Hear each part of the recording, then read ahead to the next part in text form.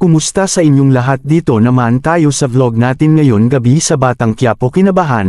Unang-una sa lahat, ito ay teaser video lamang para ma-update sa Batang Quiapo. Huwag kalimutan subscribe at follow ang channel. Dito na nagkwentuhan sina Lucio Turco, Berting Supremo at Sininang kung paano nangyari si Agustos pinapatay kayo. Dumating si General Pacheco Agustos sa hospital para dalawin si Amanda. Kinamusta ito? Dito ay habang nagkakape sila, narinig nila ang balita sa si Amanda ay nabaril at dinala sa hospital at nang isip na sila na si General Pacheco ang gumawa nito. Nagising si Amanda, galit ito kay General Pacheco Agustos dahil sa pangyayari nito gusto maghigantay si Amanda kay Pacheco.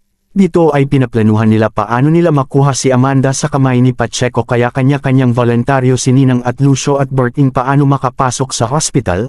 Dito si Alfred ay nagbigay ng pera sa magulang ni Monique na pambili ng damit at mag-shopping ito sa mall para maganda tingnan, kaya ito si Monique ay masaya ito lalo na sa magulang.